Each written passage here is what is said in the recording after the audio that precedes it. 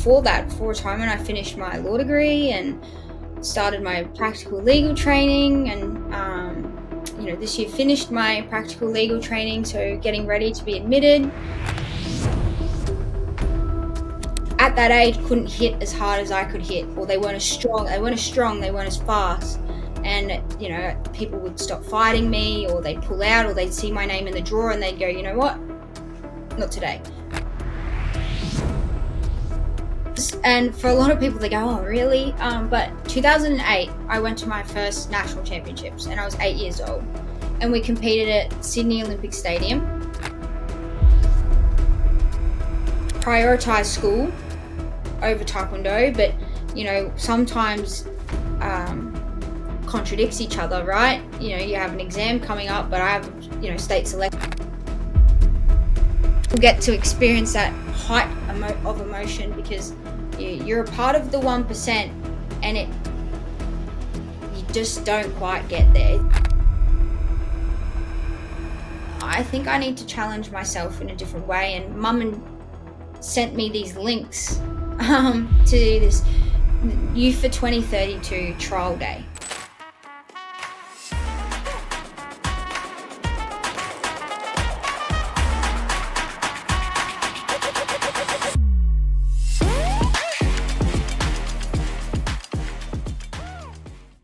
Welcome to the show. Great to have you join me on All That Is Career Clarity with Athletes on this Second Win Academy podcast. Looking forward to delving a bit into your story, learning a bit more about you. No, thank you so much for having me. It's an exciting topic to talk about, and I'm super keen to have this chat. Yeah, awesome. And what's actually really, really cool is, I suppose, what you're working on at the moment in terms of your new business, your new venture. But I am deeply fascinated about how you've even managed to get to this point, because you've managed to cram a lot into your, into your both sporting and academic and professional career so far. So there's going to be quite a lot for us to try and unpack today. So to get us started, why not start with the present? Why not talk a bit about what you're doing now and where you're trying to get to? Yeah, of course. It's so I retired from sport in December last year, which was obviously the wildest identity shift that one person could probably experience. And after that, before retirement, I finished my law degree and started my practical legal training, and this year finished my practical legal training, so getting ready to be admitted, and start my professional life outside of sport. And that's been a really exciting journey, and working in that field, and that's a part I'm passionate about. That's not just sport, but at the same time still engaging in the sporting realm, and coaching at my own club, and that I trained at under the same coach, and then also at the same time I've experienced this identity shift from retiring, and gone through all the emotions and the experiences that that come with that, and some challenges faced, and started developing my own little athlete transition site called NEEXT, and that's really fun, chatting to athletes and having the conversation about transition from sport, or even thinking about life after sport while you're competing has been such an eye-opening experience, and something I never really thought I'd even touch into. No, which in itself is quite amazing, because you've mentioned there retirement from sport. You've mentioned law degrees, practicing and moving down that, and now you're even talking about what's next, and sort of your platform about athlete transition. Yeah. So tell me, just for I'm curious there, the bits that we haven't covered are, when you say retired from sport, which sport do you mean? So I was, for most part of my life, a Taekwondo athlete. So I represented Australia on the world stage in Taekwondo. I started when I was 6. I was diagnosed with low muscle tone. I grew up in a small town in Bundy, and the options that were given to me were, start swimming, or some sort of martial arts, or something to build. What do you mean by low? Oh, It's common. It's nothing scary. Lots of kids have it. Young kids Yeah. develop low muscle tone. What does it mean? But honestly, I swear I've never heard it. Or at least I've not been aware that I've heard Well, of mum it. and dad weren't either, but they were told, it's something common. It's not nothing scary. It's where, for example, simple example, ruling a margin in your book at school, in your workbook. And, you hold your ruler down with one hand, you bring your pen across Yeah. with the other, and, they have to work together cognitively and physically. For Yeah. me, it was a train wreck. Bring my pen across, and this hand would go walkabout. The line would end up being Okay. rounded. It was a disaster. Yeah. Um, Right. so something just so simple like that, or even monkey bars. Mm. I've only been able to do them Yes. up till the last Okay. couple of years. I think I could do them for about a year in my life, honestly, and then so I couldn't do them. Maybe for a year I was good enough to do them, and definitely not somewhere I'm at anymore. So Yeah, that one's okay, but yeah, okay, I get it. yeah, Yeah. So from your motor, well, I'll say motor skills in my mind, but that your movements there were yeah. somewhat challenging as a child. That's fascinating. But and then you said and then you get into sport. So you got into Taekwondo clearly at a very young Yeah, age as well. yeah, yeah. So I did. It was kind of. I grew up in Bundaberg, which is a small town in the Wide Bay in Queensland, kind of in the middle of Queensland, on the coastline. Gorgeous town, but Yeah. not many options in terms of sport. No, No. got, And again, another random tangent. For just because of the timing that we're doing the show, often when I do the shows in the evening, my evening drink is ginger beer, and it would be a that's Bundaberg ginger the beer. best. So we are, yeah, we've only ever spoken about you being in Brisbane. So the fact now we're getting into it being Bundaberg, now I'm like, Yeah, okay, now I know why we're on Jess. This makes a yeah. lot of No, sense. Bundaberg ginger beer is the best, superior in the ginger beer realm. But yeah, It is. it's an awesome Okay, town. so Great products. yeah. Yeah, I was going to say, so you as a product of that town of Bundaberg, I think what's already super interesting is that you've got this, we're going to go into these two sports. So you're just starting to talk about you being a product of Yeah. Bundaberg. I'm interested then about what sport meant to you and how sport became a key part of your life as you were growing up. Yeah, well, I guess sport it began as a therapy for this thing that I had, and learning to ride again, learning as I was such a quiet, not confident kid, still, happy go lucky young girl, but in that school and in that environment, it was quite difficult, and bullying and all those sorts of things. But when I went to Taekwondo, or even just played footy or something like that, I was happy and comfortable, and I was good at it. I was confident, and it brought out this different side that not many people got to see. And so it was a good relief, a good therapy. And then as the years went on, it became my thing, my identity, effectively. And when you're growing up doing Taekwondo, at what point did you start to realize you were good at this and you might be able to take it Yeah. somewhere? Well, in the first instance, my coach from the club in Bundy, big role in my life he played. He said to my mum and dad, "Oh my goodness, what did you bring me?" Like, his legs were flying everywhere. He was like, "What? I don't know if I can fix this, but we're going to try." And so it took a long while, and then come up to one of my first ever fights. And I remember Taekwondo, during the fight and during training, all those sorts of things, you speak a lot of Korean.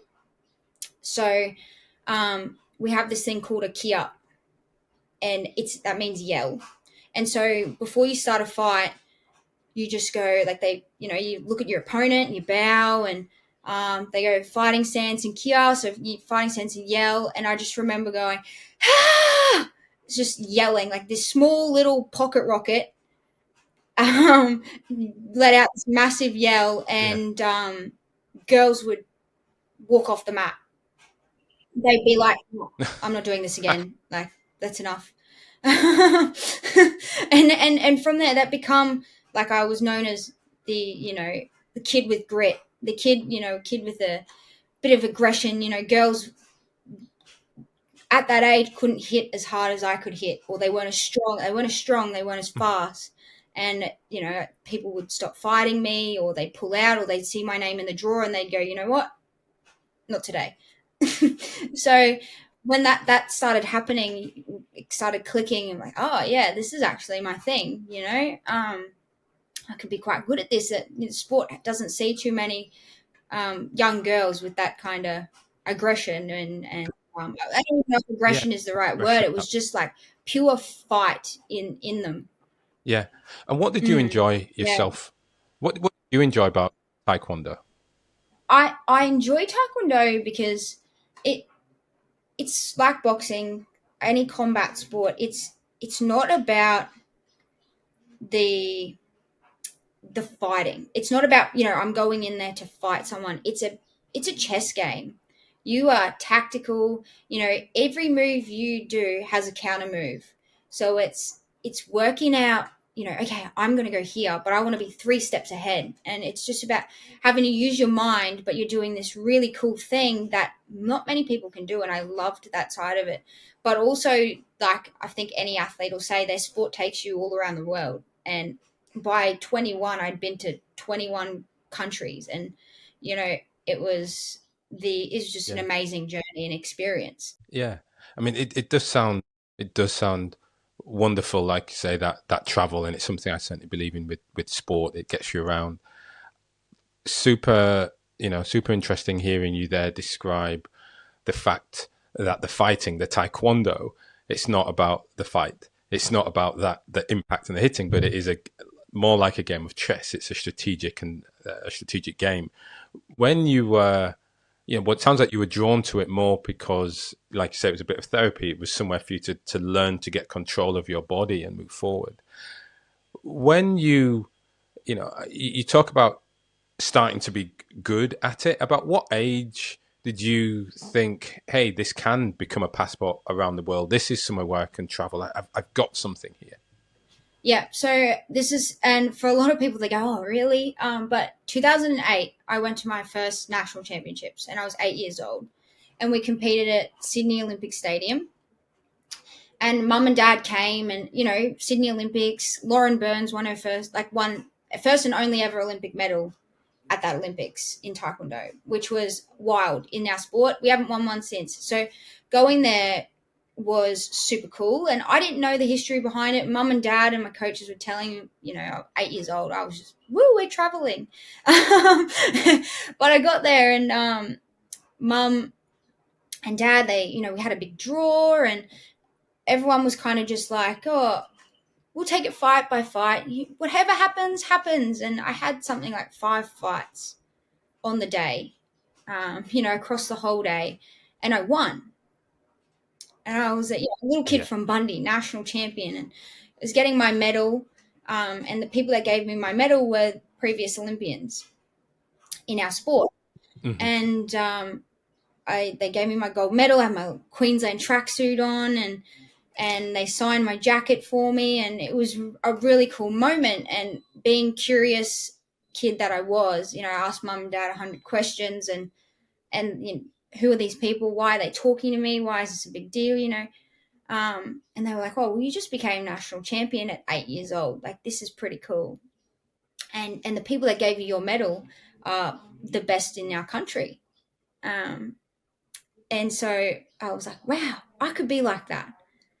And at this Yeah. point, they were starting to look at, where Tokyo 2020 and all that sort of thing. Mum's like, oh, you'd be 20 years old, it'd be cool. You could, maybe go to the Olympics. And I'm like, yeah, like I just asked to go to the Olympics, and I'll go. I didn't know there was a process behind it at all. You pay for the ticket and I'm going to the Olympics. But I kind of went like, this is my thing. I want to do it. I'm having so much fun. I could be an Olympian like those guys that gave me the medal. And from there, like, mum and dad would take me to comp up the comp up. We were traveling, on the Sunday, competing that Sunday and driving back to Bundaberg that night to Brisbane, and 10-hour round trip in the day, and I was loving it. And so, I mean, during this time, it sounds like you fell in love, with the sport, and that early bit of a dream began. And so often it is meeting these former or meeting the current stars of the game, and when you meet them, suddenly they sort of inspire you to act and maybe dream a little bit about achieving what they could achieve. So for you coming through then school, did you was it then I'm going to the Olympics, and how did that become a bit of a focus Yeah, for you? so going in through primary school, like I was kind of we grew up 800 meters from the school I'd ride to school. Everyone knew everyone's backstory. And, I was a bit of they were like, oh, Jess, this is cool. Jess is doing this, And I wasn't very good at school. I had to put a lot of effort into it. But whereas Taekwondo, it come naturally to me. And so going into high school, I'd get asked the question, what do you want to do when you're older? And I'd say, I'm going to be an Olympian. Like, full stop. That's it. I want that. And then, I might go to university and do that at the same time, just in case. But I'm going to Yeah. be an Olympian. And it So cares. so when you say you weren't, or school, you had to work really hard to sort of make it a success. What did that academic pathway seem like something you had to focus on, or that you wanted to focus on Yeah, as no, well? I always knew that I wanted to, finish till year 12, get a degree, because, I know sport doesn't last forever. And so I was wanted to always have something to prepare myself and, be able to, I mean, you don't have to get a degree to do that, but I always wanted to go to university and be the first in my family to get a university degree. And that I did, Mm. and I'm so grateful for, but I had to work twice as hard at school as I had to do, in my sport, because it just, some kids it comes naturally, some it doesn't. And for me, I was, Yeah, unfortunately, it was a lot harder, you know. but you got through it. 100%. Yeah, absolutely. It got through it. It was a lot of push from mum Y- and dad, a lot more so from mum. Got to study, got to. Well, I'm interested. You mentioned it. What made you want to? Was it you? Was it your parents? What is it that made you want to get a degree? What made you want to be the first in the family to get that Um, bachelor's? I think it was a goal that, like, mum and dad don't have a degree. They own a farm. They have great careers without a degree.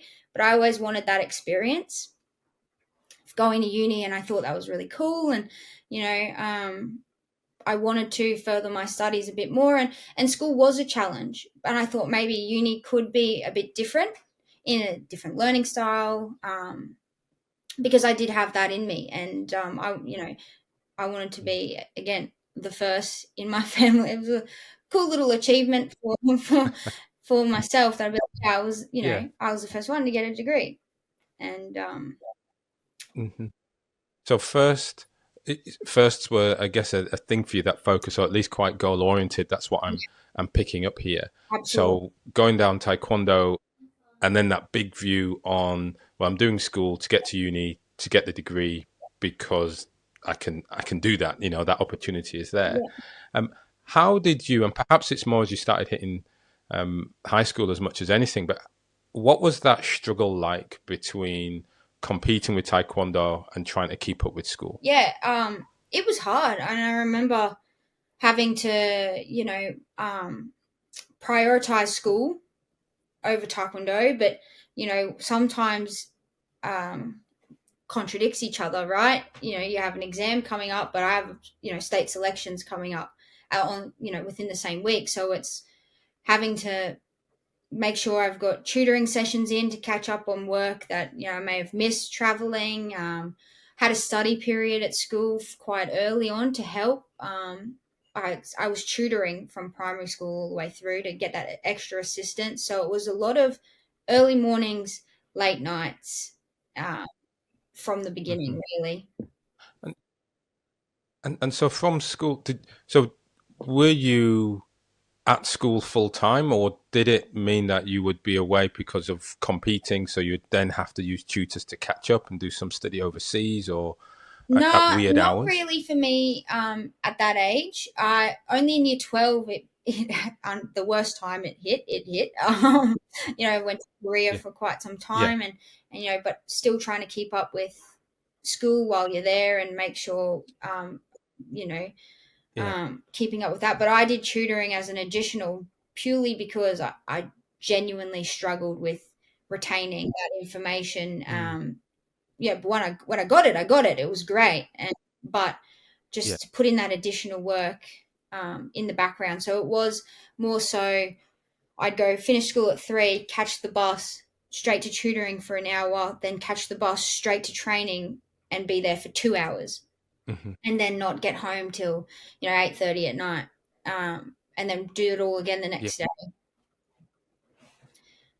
And how did that how did that feel? It was exhausting.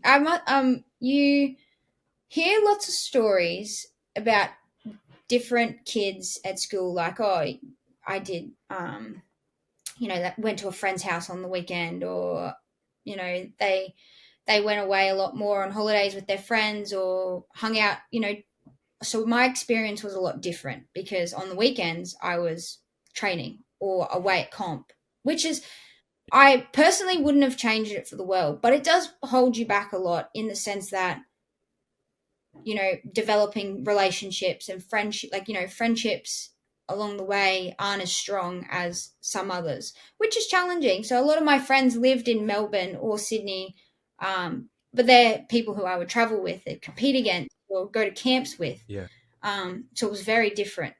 Yes, it is. And there you're talking about that, I guess that gap, that focus on athletics. The focus on being an athlete, the focus on your sport, especially as Yeah, you're coming through at a young age, means you are starved of time to be able to establish those certainly close relationships yeah, within your correct. home, right? Around Yeah, your home, your neighborhood. Interestingly, there you talk about many of the friendships that you did form are those who are in the sport with you, who are yeah. traveling with you, but also who you're competing Absolutely, against. absolutely. And I think that's a huge difference because it also translated into university life as well. Having the traditional university experience, not just hindered by other things like COVID and that sort of stuff, but you're doing your studies online while you're in Europe or Asia somewhere prepping for a comp. You don't actually get that Mm, class time. You are so no. you don't get to go to uni events and meet people on the same level of interest as you miss a lot of that opportunity, which becomes quite lonely because when you do get to that point where you do leave the sport and maybe some of your mates that are still in the sport are still competing, you're then quite isolated in this realm of, oh my goodness, I just spent 20 years doing a sport and I've got no friends, or, because you have been so hyper focused on this one goal. And I guess that carries on from being a kid. But that's, I Yeah. guess, and the way I've seen it is I fit it a lot into being so young compared to some others, which was the benefit from that and amazing experiences, which you wouldn't trade for anything. So, this is the bit. So, you talk about those moments of loneliness, those moments of sort of being disconnected Yeah. from both worlds, from the sports side, because you're not necessarily going out, you're coming back in to Yeah. study, but you're also somewhat with those who are studying because you're not physically there all the time and you're off competing in Yeah. sport. How did you how did you get through that moment? What did you have to support you, or keep you focused on navigating that period of your Yeah, I life? mean, it's not easy. And particularly, I moved out of home at 17 from Bundaberg, 5 hours into Brizzy, so I was away my family are very tight knit. We all live very close together, it's that traditional Maltese Italian, everyone looks after everyone, cousins or brothers, that's the way we grew up. And leaving that was quite difficult because that's my support network outside of, missing out on those other relationships. So it was challenging. You spend a lot of time on the phone. FaceTime is a blessing, but it's it's quite, yeah. You battle it with your coach because again, Taekwondo is a individual sport, but you travel the world with your coach really. So you two share those emotions, talk it out. The teammates that you travel with, you've got them, and they're kind of your family as well. So leaning on that support system quite a lot, and still using mum and dad as a very heavy support system to get through those periods of time. And so, talk to me a bit. Let's bring it to life. What your Yeah, sport was like during this period. So, yeah, you talk about year 12, spending time overseas, heading into university. Talk to me about where, let everyone understand, where did your sport get to yeah. So in Taekwondo? in Taekwondo, unfortunately missed out on Tokyo Olympics, which was devastating. It was right there, didn't quite reach it. Was between myself and another girl, and it broke my foot. Didn't get a chance to appeal for that Olympic spot, which is gutting. It's quite hard as an athlete when that was the dream, right, from 8 years old. And it took some time with COVID and everything. Obviously, the Olympics being delayed and training changed and those sorts of things. So that was quite difficult. And after that, I got What this. was difficult Well, about that for you? 8 years old, I said I was going to the Olympics in 2020, and Hmm. it's right there, and you can feel it, you can see it, everyone else can see it, it's right there. And you just miss out by the hair on your chin. And that's difficult. I don't think many people get to experience that height of emotion because you're a part of the 1%, and you just don't quite get there. It's maybe one kick was short, or one turn Hmm. or block, could have changed everything. And so, it's a hard pill to swallow. And we were in COVID at the time, so you were doing it by yourself, trying to understand and navigate those Yeah. emotions, which was quite difficult. And so How did you get through that? again, leaning on mum and dad, FaceTime was amazing. Just talking through things and understanding, and I always forget. And my coach and I talk about this. So she says to me, "You're only 20." Like at the time, she was like, "You're 20. You are a baby. You are so young." And mum and dad would remind me as well, "You are so young. Like you have life ahead of you. You have a professional career Yeah. outside of sport as well. So, this is not the end of the world." And just being reminded of Mm. that, which is, you need that. You need that support. It's not something you can go through and navigate Yeah. yourself, and leaning on the support at the QAS as well to get, to talk through it with someone who's outside of your world. QA, Yeah. the Queen. Queensland Academy of Sport. Yeah, Yeah. that's it. Yeah. And so, they provide you someone to talk to, which is so important. Yeah. Someone outside of who knows Hmm. you and who knows how you would normally react or your goals and ambitions. So breaking that down helped immensely. Yeah. Well, I was going to say, how did having that support through Queensland Academy of Sport, having that person to speak to, how did it help you? Um, it helped me put things in perspective. In that's a huge, and trying to separate my identity from sport. I'm Jess, and Jess does Taekwondo, but it's not her world, which was a huge help. And the people in my world um, couldn't couldn't do that because they are so invested in in that as well and in that goal. And I think that was Mhm. the shift. That, yeah, that was that shift. And so when you say so, it wasn't all your world. What else was going on for you at that time? I'm still studying. I was, Yeah, yeah, I'm and still in uni, yeah, and I'm working as well at a job aside from training and all those sorts mm, of things, and trying to yeah, build friendships and relationships and be 20. yeah. That Mm, yes. B20 pushing for the Olympics, and you talk about, and well, actually, I'm interested in your pursuit also of getting that degree or the bachelor's, and being the first in your family, and having to hold a job. I mean, this journey to even make it to the Olympics is really pulling your 24 hours a day, 168 hours in a week. It's really trying to stretch you as far as possible, to put things yeah, in.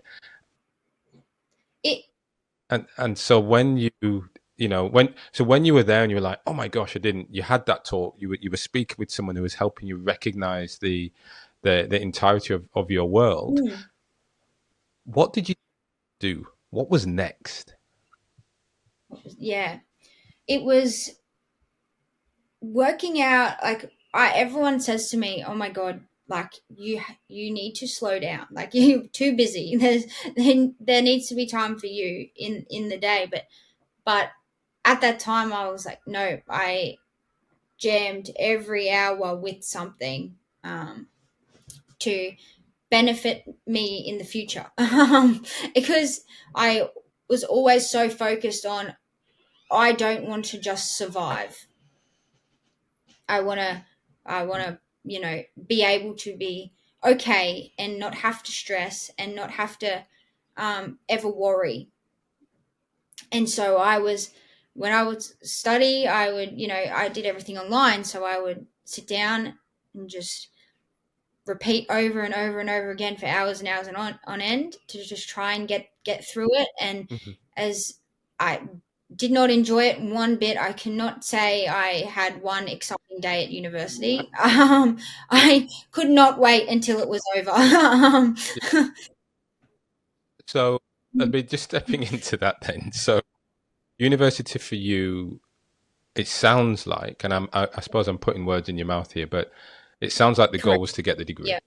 and that was that focus. So which university did you choose? Which course did you choose? And talk through what was the rationale for making Yeah. those So decisions. I think I surprised everyone with my choice in career, because I told everyone I wanted to be a physio when I was at school, and then I went, that's not practical because I want to travel and go to the Olympics, and you have to be in the classroom for physio. And then I went, you know what? I had this side little, I nerded out about um, the laws and the laws around, um, and information and government around, like the UN and international business and how it all operates. And secretly was my wanted to understand it more, and it was a little thing that I would get excited about very randomly because I wanted to understand it a little bit more. Hmm. And um, I really enjoyed seeing the humanitarian side and all of that part of it. So when we come to pick my classes and courses, and I said to my mum, law at Griffith or QT or anywhere in Brisbane. And I got into Yeah.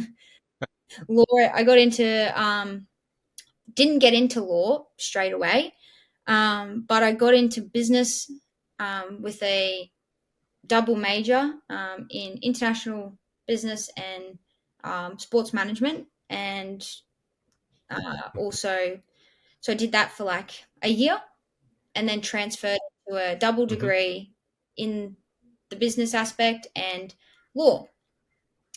So Right. so Okay. it was chaotic. And as I went through uni, the idea of the where I wanted to take it changed so much. being involved in different sporting events, being involved in undergraduate roles at law firms, changed how I And maybe wanted to do things. okay, and so when you first had this dream of law, Mm. and what that I mean, what was that like? What did you dream it meant to be in law for you? I imagined um, being able to be in government and working on you know in negotiations, federal government negotiations with other countries in terms of our humanitarian um, exchanges. So that was my idea. And over the Hmm. time that changed and opportunity changed, and I got my dual citizenship with Malta, so obviously can't be a part in the government with dual citizenship. um, so and I appreciated that and being closer to my culture than my professional career. Yeah, And so I changed the idea yeah, a lot more, and it evolved for the better in my personal opinion. yeah. So life happened, is what it sounds like. So as you're going through that degree, Maltese nationality, it sounds like and then as we were speaking before, the internships themselves changed your perspective on what you wanted to be doing as well, Right. which I think is really important to understand. How did they change? Yeah. Were you doing something that's like, no, I'm doing this for my job, get it out of here? What was that like Well, for you? you're an athlete and you are ingrained with a collaborative mindset, I think, because, you have to be able to work well with others for you to get better. And that's an important mindset that we have. And, um, for others, it may be stronger and, but going into then an undergraduate role in a law firm, it's fend for yourself. And so, which is fine, I can do that as well, but it's quite toxic. And Yeah. okay. If you're not Mhm. billing so many hours, it's it's detrimental to your career. Whereas I'm trying to balance training gym in the morning and then 2 hours of training in the evening, plus bill 8.5 hours in a day. There's not enough hours in my day to concentrate and give 100% here, 100% here, and 100% here, um, which then slowly became a realization. And then I had one boss say to me, "You need to choose your passion." And I was like, "No, no, I don't." What are you talking about? No, you can have Or at two least passions. you, yes, yes. Oh, meaning your passion for law versus a passion for your sport. Correct. Yeah. And that Okay. was the turning point for me to go, this is not it, and to take a Hmm. different route And so, than the how did that traditional. change? Yeah. So, how did go on? So, tell me about that. How did that change your view then on the route that you would take from your interest in law? That's so. I think when you watch, like, you see it on TV what a traditional lawyer would do, and in a movie sense, you're in court, you're Yeah. negotiating contracts in a firm with all these major clients. You watch Suits. It's it's not how it happens, but you I this was ideal. which show was The so only other which one show was it that sort of inspired? Suits, of course. Everyone wants to be Harvey Specter. Yeah. That's, but it's not real, and the work behind it. A traditional lawyer, they are very, very passionate, strong minded on the things they need to do. You serving hundreds of clients, and you do have to build Mhm. that amount of time to fit everyone into your days, and so realizing I can kind Yeah. of move in the non-traditional way, and go in-house early, or take a different look on what law and what impact I can make in that sense. So when given this shift for you, I'm now interested just to get the timings right between the huge disappointment with around the Olympics, your shifts, your ongoing shifts around learning about law, coming back to your Yeah. sport. I'm keen to Right. understand now how your shift came through from, okay, this sport isn't giving me, I'm not getting what I want right now. I'm going to shift. Talk to me about, how that came about. My shift was an interesting experience. I went after the Olympics played out, and competed a few more times after that in Taekwondo, and kind of tried to sell myself to Taekwondo as I am the next big thing. But it's quite hard to do that when they've got someone that they want, right? So it Yeah. was frustrating, and you feel like you're fighting against this wall that's just not, this brick wall. It's not moving. So I went, you know what? I think I need to challenge myself in a different way. And mum and sent me these links to this Youth for 2032 trial day. And basically, what that was the Queensland Academy of Sport had these testing days where you would go and you would do the beep test, an agility test, strength test, this whole range of tests in your physical ability and also your mental ability, interviews. And they would say, okay, well, you're good for this sport, this sport, and this sport.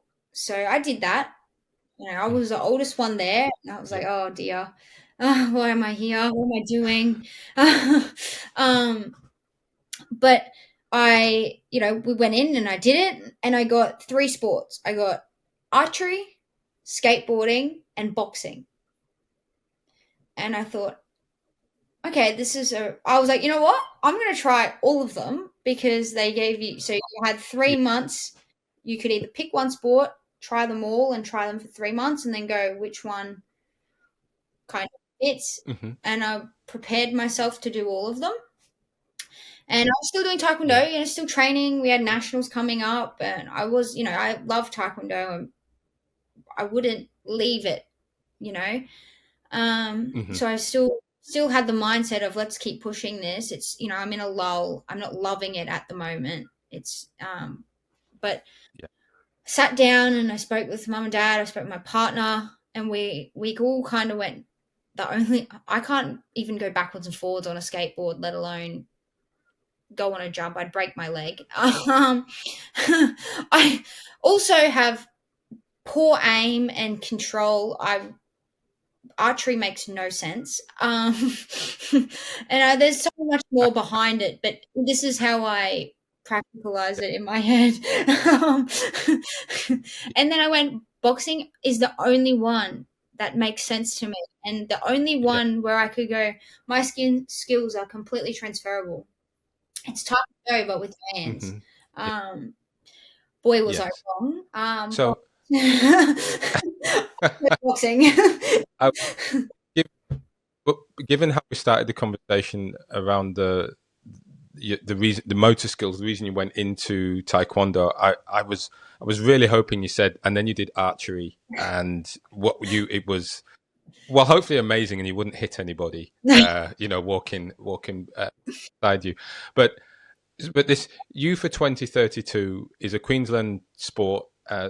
Academy of Sport initiative about looking at Brisbane 2032 Correct. Olympics and recognizing, I guess, well, underlying sporting attributes that could sit in the general population who just had the right age, but it's really trying to pull everyone together to get behind the games, make it perhaps the most successful Correct. games ever, or since Sydney, if not Yeah. beyond Sydney.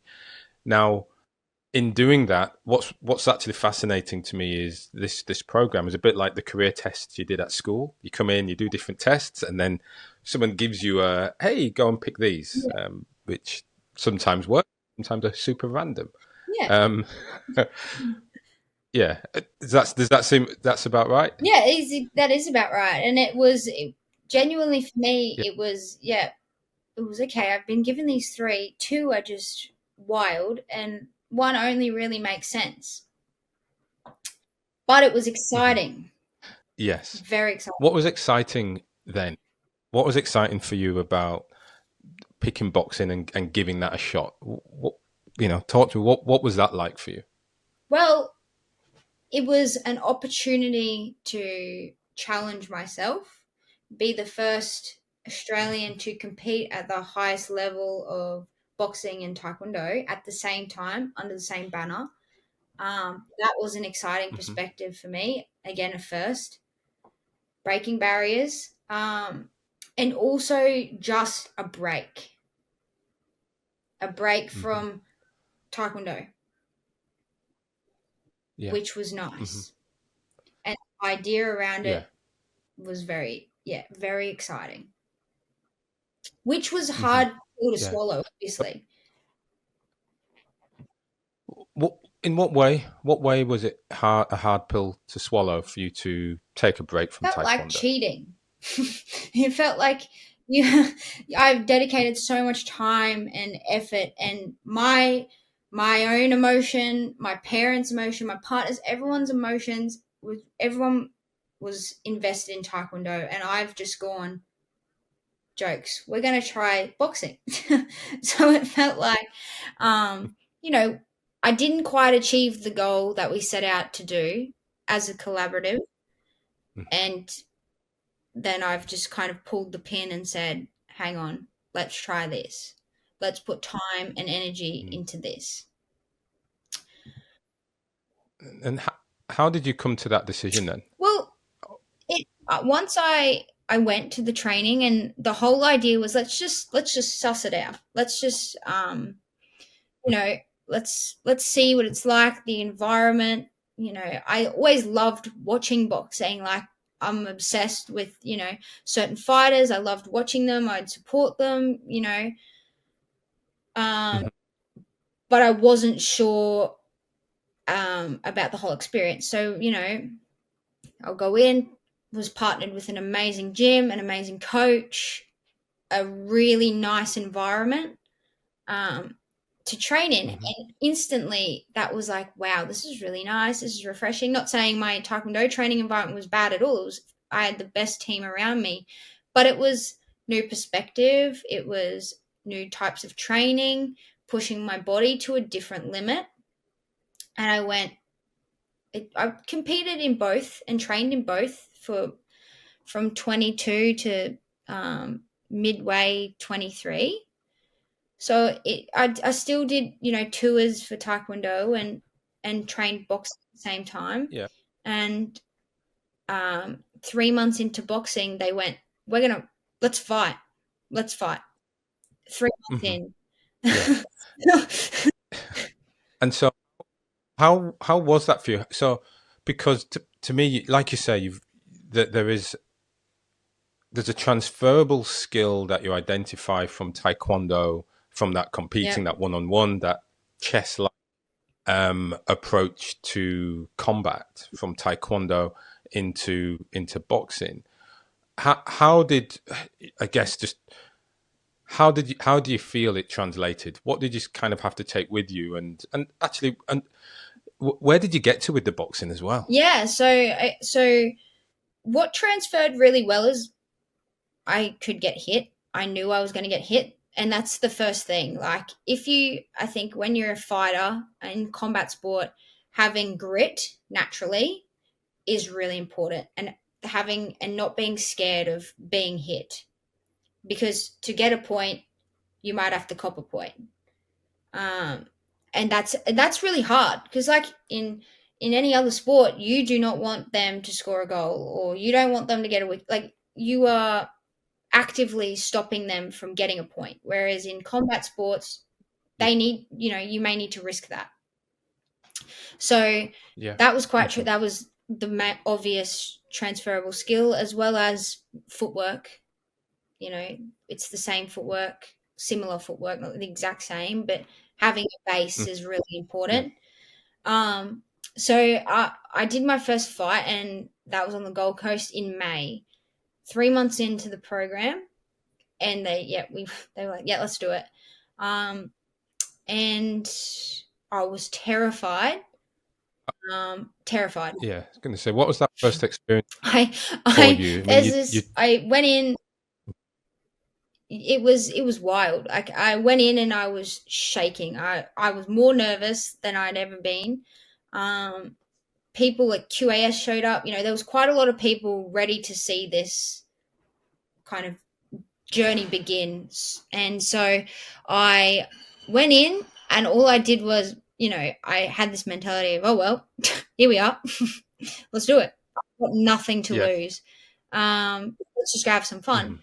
And that's what I did. I went out there and I had a blast. I don't even think some of the punches I threw were punches. They probably more like swings, um, with like no structure.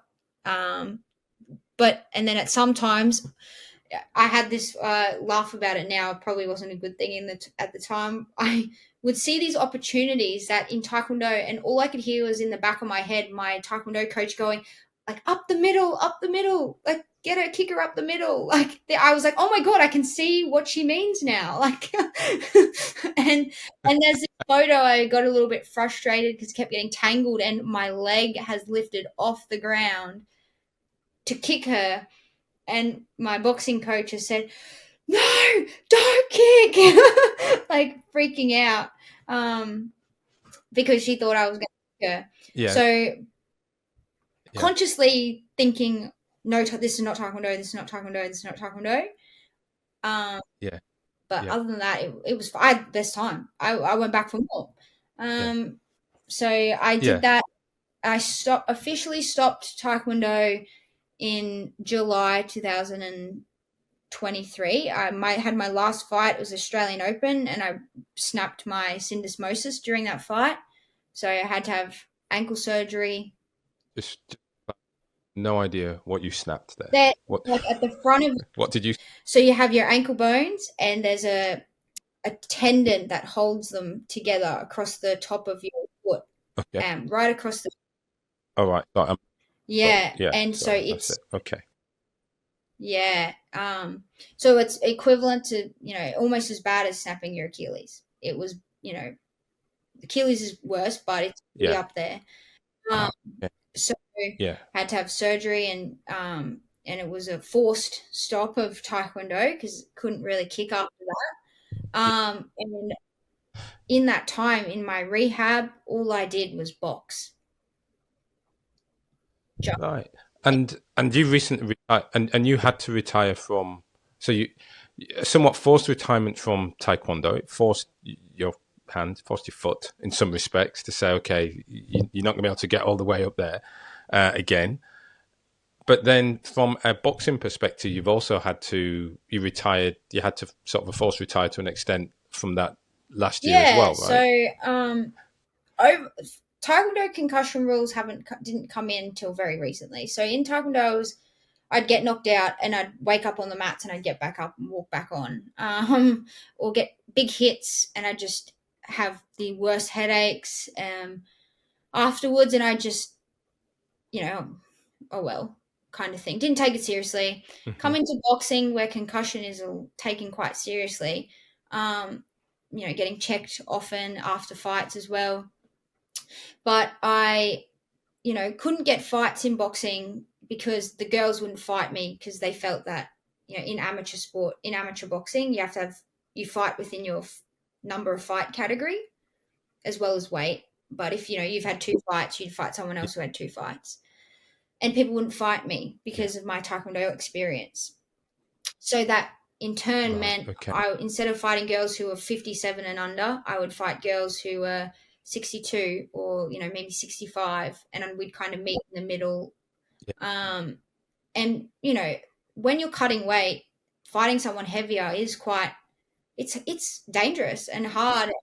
But I yeah, was yeah, that desperate to. I was like, I want to achieve this goal. Like, Com Games is coming up. Like, this was a goal for me, for 26. And I said, let's do it. So I was saying yes to these fights. My coach was like, if you feel like it's unsafe, we're going to pull it out. Like, this is, at the moment, it's still in mhm, the realm of being safe. It was fine. Like, there was no concern from me, my coach, the body, which is, and totally, totally fine. You're in a combat sport, you expect it.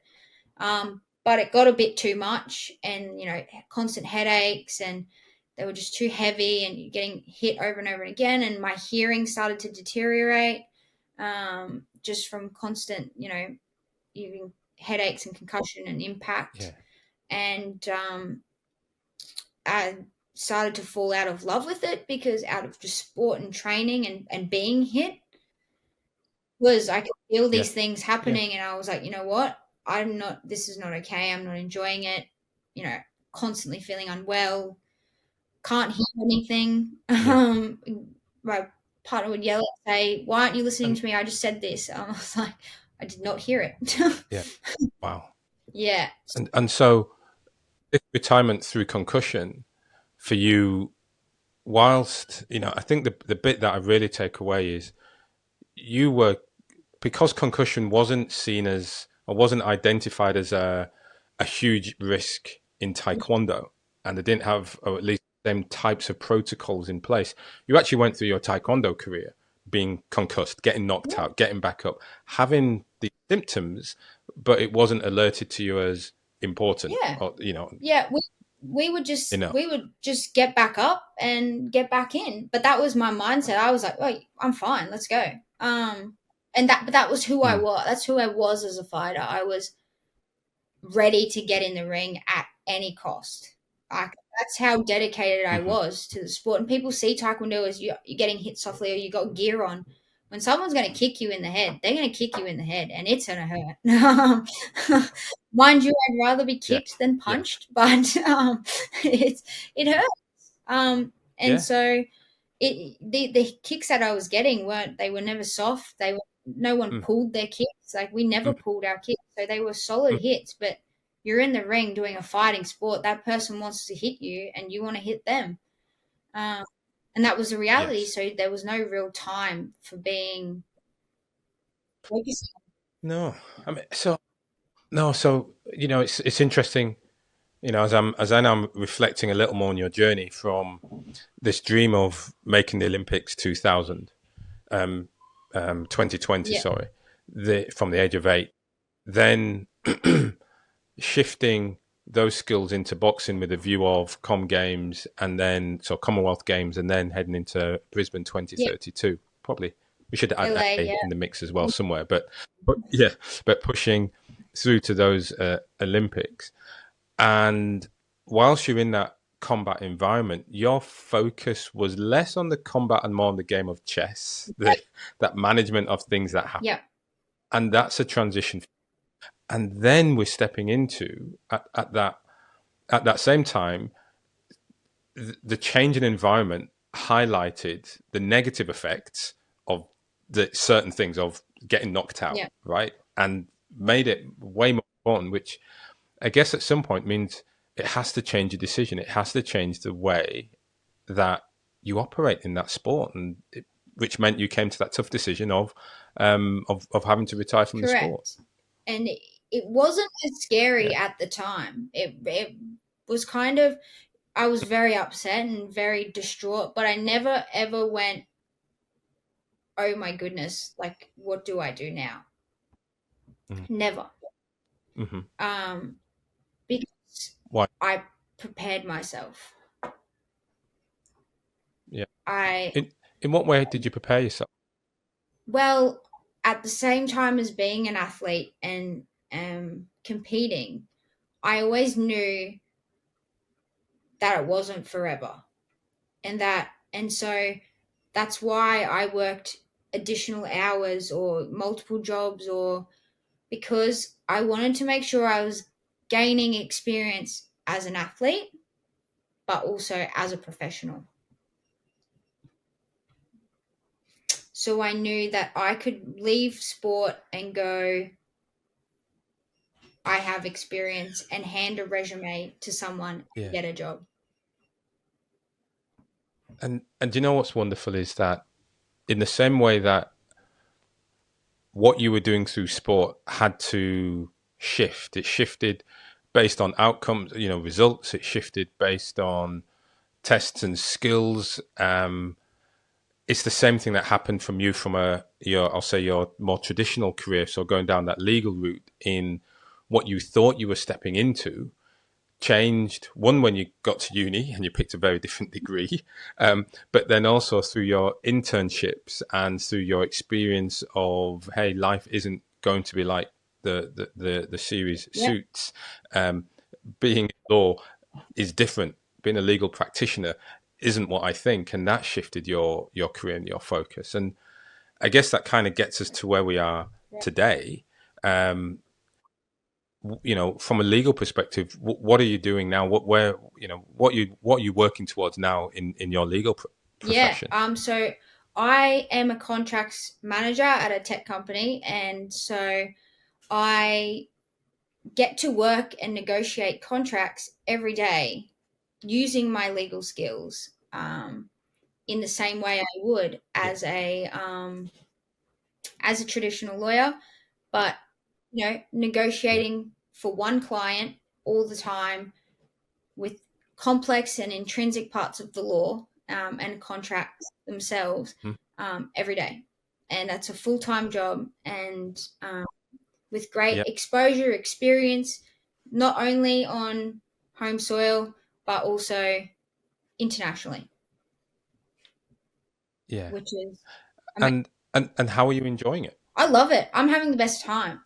I'm having the best time because you're in an environment of people that have the same goal, that it's a collaborative Hmm. approach, and you're being a part of a program that you are all fighting to win the same battle.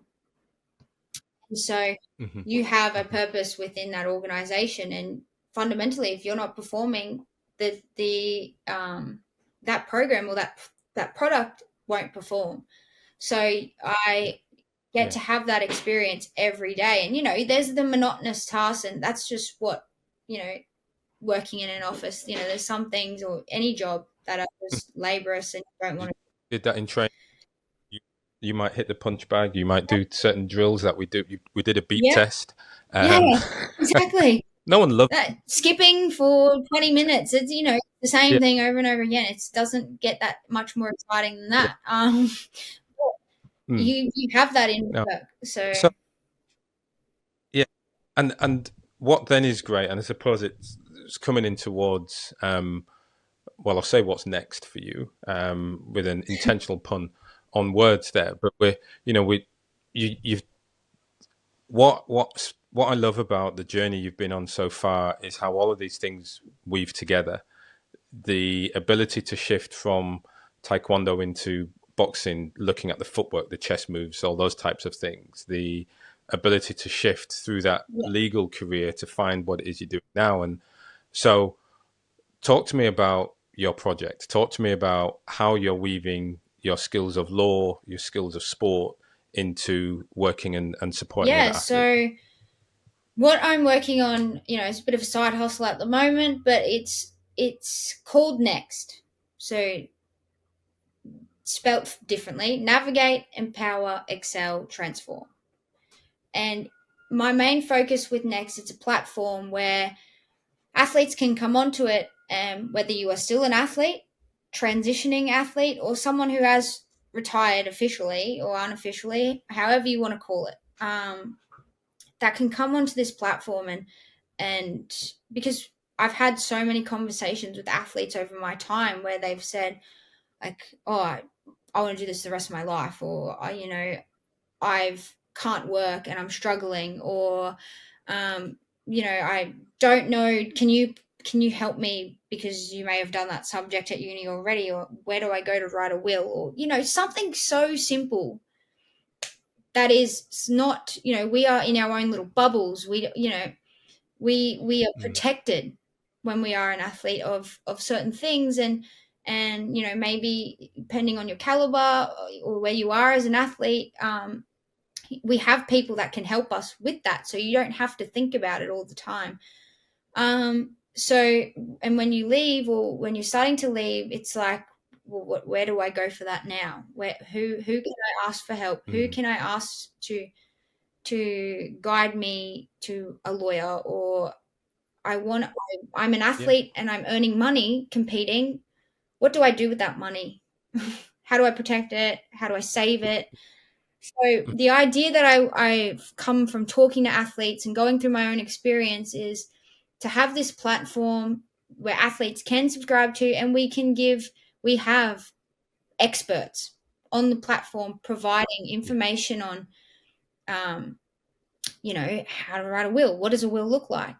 Should you buy a yeah, property for a yeah, home or a residential property, investment property, yeah, sorry, or what are shares and not locker room shares, legitimate shares that you can earn money on, that you can save, not something silly and you lose all the money that you put to. Also, yeah, your own personal brand when you are an athlete and transitioning out. How are those skills transferable? How do I transfer them? Where do I go to transfer them? But not only having that information yes, to yes, read or watch a video on, but actually having you able to contact that person directly, rather than going and yes. meeting with a financial advisor or a lawyer, and they go, oh well, we can't help you, or we don't want to help you, or it's going to Mm, cost you $500 an hour. Having these people there, yeah. or group training sessions, one-on-one And coaching. yeah, what's So inspired you to do this, Jess? what was that, sorry? What has inspired you to do this now? Talking to athletes, just hearing people, listening, that's what's inspired me to Mm, do it, because we don't talk about transition enough. You are an asset to hmm. people when you're in your sport. You're an asset to people competing and getting results. But what happens when you're finished? Like we are talented people. We are so talented. Our skills are so valuable. We've experienced things that a lot of people don't get to experience. We've reached emotions, pushed our bodies. We've been to Yeah, the extent a person could be or go, mentally, physically. mm, yeah, Like it's not when it's finished, or when you do come to the end of the career, whether it is by choice or not, there's places for you to continue, maybe not feeling that adrenaline rush that will feel doing that thing that you love, like competing, but feel something pretty close to it, or making an impact somewhere else. yeah. And that's why it Jess, I think inspired that's me. that's right. Yeah, and I love it. It's why we're having the conversation. But obviously, I love that. And I think for those listening, it's also empowering your story. You talk about NEEXT, and I do think your story can help empower or excite others to sort of try and follow in your footsteps in the way of recognizing, even from one sport to another sport, that transition is possible. Um, I think you've also highlighted the importance of Yeah, concussion, and it's good that Taekwondo has caught up and recognizing when those things are occurring, you need to act on it, not just get up and get back in. So I think that's a good education. But the bit that really gets me is your ongoing journey through education, so that your academia, but then also how you've shifted that into a job, into your career in law and contracts law at the moment, but how you're now using that knowledge to help athletes, to give them that support structure in not just legal matters, but recognizing the other parts as well. And I think that's really good to hear. And you're setting yourself up for ongoing success. yeah. And I think I in my journey, I have always wanted to leave a good legacy. That was always, I regardless, win, lose, draw, success or not. It was just be myself the whole way through, and that was the goal, and that's what I wanted to continue to do with NEEXT, because Yeah. I've lived it. Now I just want to change it, and that's the whole goal. Mm. And just be Yeah. Jess, your whole genuine self. yeah, Jess, I'd say you're living it. I don't think you're living it. It's still ongoing. I think for you as well, you're in that transition stage yourself, and that's why listening to you is, I think, really insightful. Certainly for me, and never mind anyone else, but I'm enjoying the conversation because you're in that Yeah. midst right now, and you are working your way through it. And I guess, I have to ask, coming towards the end of the show, but when you think of other athletes who are working their way through that transition or thinking about, hey, I'm going to have to make the shift, I'm going to have to retire soon, Yeah. what advice give to them? It's okay. It is. It's okay. I think the one thing that I wish I so I was trying to tell myself more and more is it's a journey and it's a process. Don't rush it. It's going to be okay. Um, and it's you can take it as slow as you want, but allow yourself time to make the decision. Allow yourself time to grieve your sport because it's a loss. Um, and it sounds silly, but you can grieve something because you've been doing it for so long, or it's a part of you, and stopping and trying to change your lifestyle and adapt your lifestyle to be a regular person, it's hard. It's going to suck. And that's okay. It's a journey, it's a process, and it will come as quickly as it comes, or as slow as it goes. Just don't rush it. No, So that would be no. my biggest advice, Jess, and look, I have to tell myself every day, just slow down. It's okay, and it's okay to cry about it. It's okay to be angry. Don't let anyone tell you otherwise, because it's so fine. It's a part of it. Yeah. thanks, No. Jess. Thank you. Thanks for sharing that perspective. Look, there are going to be people listening, watching this show who are going to want to try and get in touch, are going to want to follow your journey and also perhaps be a part of Next. Yeah. What's the best way for them to follow your journey and perhaps even get in touch? Yeah. With regards to my journey, I'm on all the social media, so follow me on Instagram, Facebook.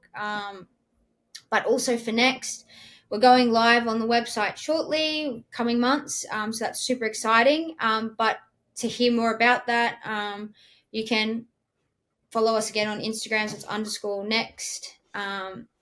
And so we will have all the updates on there. Or if you go on www.next2es.com.au, you can register Yeah, to find out when we launch, and keep an eye out as well, just to get an email to know when we go live. yeah, wonderful.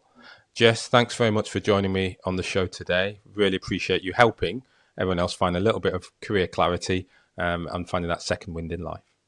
No, thank you so much for having me, and it's an awesome topic to talk on. So thank you.